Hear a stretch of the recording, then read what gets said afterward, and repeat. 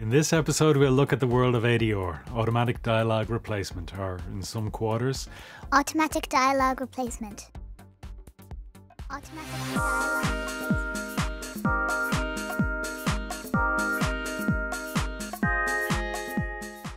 ADR is a method of replacing dialogue that has a problem with it.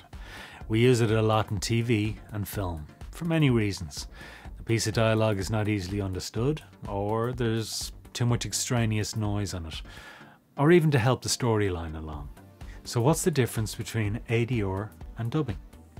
Well, if I'm shooting my project in English, naturally, any other dialogue that I'm recording for the project will be in that language.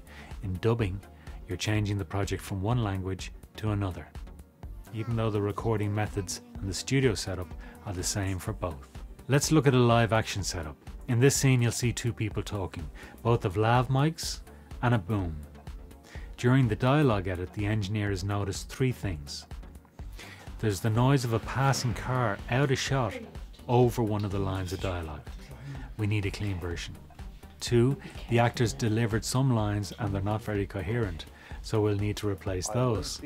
And finally, when the scene has been cut all together, we realise that another line would help the story along. At this stage of the project, there's no time or budget to shoot the scene again. Firstly, recording the lines. The setup is pretty much the same as dubbing. You'll need an ADR package, and as I mentioned before, I'd always use Steinberg Nuendo for easy use. It covers all the bases. In the latest version of DaVinci, there's an ADR section in the Fairlight tab, though I haven't had a chance to play with it. When you've lined up your problem cue, you need to try and replicate the recording on the day. We need to cue the actor when the line is coming up in the synchronized picture. Some studios use a thing called pips, which is a series of 3 pips that sound at a regular rate. You be careful now. The actor talks on the 4th pip, which isn't actually there.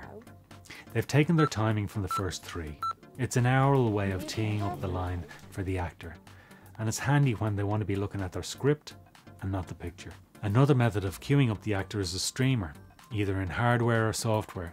There's different types: a countdown, a line across the screen, or 2 lines meeting in the middle. The hardware versions of these boxes are exceptionally expensive, but now there are a few software versions. One thing I love about Nuendo's ADR section is that it gives you a built-in streamer and dialogue overlay right onto the actor's screen, and that's at no extra cost. Traditionally, people call the recording process of ADR looping. And this is when you take your section of video containing the offending dialogue and loop it. It gives the actor a chance to get the timing of the line and a few chances to tweak the read to the best delivery possible. If you just can't get the timing of your cue perfect, then you should look at another great tool in the latest version of Nuendo called Audio Align Tool. It takes your new ADR line and magically aligns it up to your original recording. You should have a play, it's really very good.